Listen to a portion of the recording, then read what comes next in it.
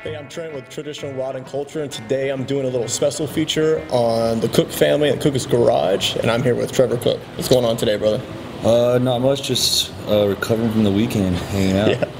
Well, and that's one thing you brought me out here for the second time, and I knew on this go around I really wanted to show people out there in the U.S. and outside the U.S. what you got going on in here. Can you kind of explain to me what is Cook's Garage, which is connected to Rev Libet Customs? Well, my family has this property out here, and my uncle and my granddad started a construction company like 20-something years ago and acquired this property. And we had some storage buildings out here, and about 6 years ago I decided I want to start a hot rod shop, and I started in like a little 30 by 60, and I just kind of started working at it, and now I have like 13,000 square foot of just like actual shop space, and I have about 7 guys that work for me, and we're a full-time shop. We build pretty much anything custom, chassis all the way up to whatever you want. And the show itself, what pushed you to finally just, I'm going to take this place, make it into a venue, then bring a show out here? So we added onto the shop, and my uncle decided he wanted a man cave. Well, my mom's always been a junker. She's always bought all these signs, and so she bought some signs for this part, which is the first part of the man cave, that turned into Cook's Garage, which got way out of hand on the signs. Yeah. But so my uncle kept on buying signs, and I guess I would say he's addicted to it, but whatever. It's an investment. It's a cool thing, and every sign in here has a story. And he built the parking lot, and that's what we do. We have a paving business, and he started putting out these pole signs, and then he just kept finding these things. And next thing you know, like, people are calling him saying, "Hey, I have this sign. If you're going to put it up, I'll let you have it for super cheap or whatever." And so now we have like over 100 and close to 150 pole signs standing out front. So it's perfect scenery for a car show. And the kind of the focus on the car show itself, again, it being its second year, when I came out for the first time, I was blown away for it being your first time, especially out here in Lubbock, Texas. Yep. And pretty isolated, especially in Texas itself compared to the United States. I had such a great time, and the venue had such a good atmosphere. I was even joking, like, I would even love to have my birthday here. Just have a cake with my name on it, and I'll go sit over here. And how does it feel knowing that I can actually relate to walking around the show when I'm talking to car owners and stuff? And a lot of people said, if I was the only car here, I'd be just as happy because of just the venue and the atmosphere. How does that make you feel knowing that the response from the crowd and the spectators are like that? That's the cool part. I've been to a lot of shows, car shows myself.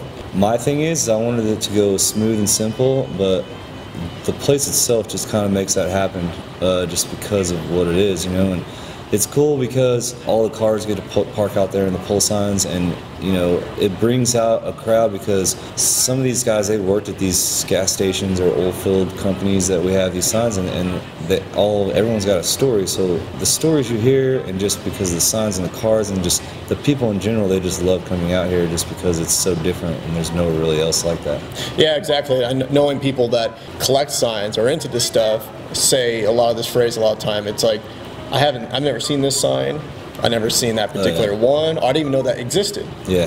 That's always a cool thing. Just like the cars that are coming out, the cars have their own stories. The signage has their own stories, and anything else in here does. Well, like, even this year too, there's cars here in West Texas that I've never seen before that get brought out here, and that's what's cool.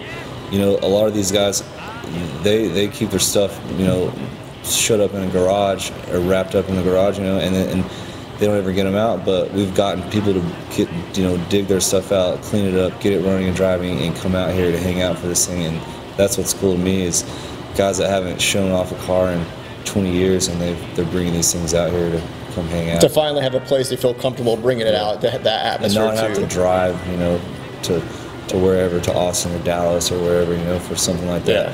There is a few local car shows around here, but there's nothing that's year Pacific, which I try to stick to 1963 and older. There's several other shows like that. I just wanted it to be different for Lubbock, and I want it to be something that means something when they come, and it brings people from farther away. You know, we had guys from Colorado to pretty much way east Dallas, you know, all south of, you know, the West Texas area, Oklahoma, New Mexico. And that's brings in, you know, and I think over time too, little by little, it'll even grow. You know, statewide, you'll see it growing, and someone may come from California then you never know. Sometime maybe overseas themselves. Last year, we had like 127 cars for the first one, which isn't just huge, but the quality of cars here was I mean, it was bar none. This year we had a few more than that, 155. The Easter weekend might have somewhat detoured that a little bit, but I can't complain. We had, I know there was upwards of close to 4,000 people just come through to hang out and you know, hang out for the day, live music and everything. So. Well, and that's one thing. Like I said before I left town, I wanted to capture a little segment with you, and then to add it to the coverage that you had me do to kind of show people that missed out, or maybe have not been sold, or, you know, almost like a trailer. You know, here's a trailer, and then the movie will happen when you actually get here. And go ahead. Yeah, it's one of those things that I had some guys that were here this year that called me after seeing last year's pictures, and they're like, "We're really upset we didn't come." Well, they were here this year. And the cool thing is, there was guys here this year that weren't here last year, but you know, there was a few guys that couldn't make it that wanted to come back, and that when they comment on Facebook or whatever and say, "Man, I wish I would have made it," that's what makes it pretty cool. That they were thinking of you. Yeah. And so overall, can you give me some kind of overall analysis? You know, looking back, you know, it's Monday. The show got done on late Saturday night. Yeah. Can you give me a nice little oversight of how the show went the second year, and what do you hope in the future to happen? The show went awesome. Like I said, we had, you know, the quality of cars here was, you know, way more than you could ever ask for sure. And the people, I think everyone had a blast. I haven't had any complaints or anyone, you know, everyone. It's one of those shows that you can just come kick back, come find a spot in the restaurant, order some food, hang out, have a drink, whatever, you know, and it's a more of a laid back show. It's not one of those ones you just have to sit out by your car the whole time. You can come in, hang out, walk around, cool off in here, or, you know, hang out on the patio or whatever, and it's just a laid back show. And as far as everything went, really smooth. For our second one, the first one I didn't really know what I was getting myself into, but I think it went smooth as well. And this one was a little bit more. We had a few issues with the generator that ran the stage, but we you know, figured that out and had some music back on that afternoon. And you win or you learn. So you win or you learn. Can't really complain at all. It was a great show. How does it feel knowing you're a door swing away from going to Cook's Garage into your Rev Limit Customs? How does that feel that everything is like so in-house? Yeah, so my uncle decided to do this little situation over here with it's cool on this side of it if everyone's hanging out and you can see what's going on in there.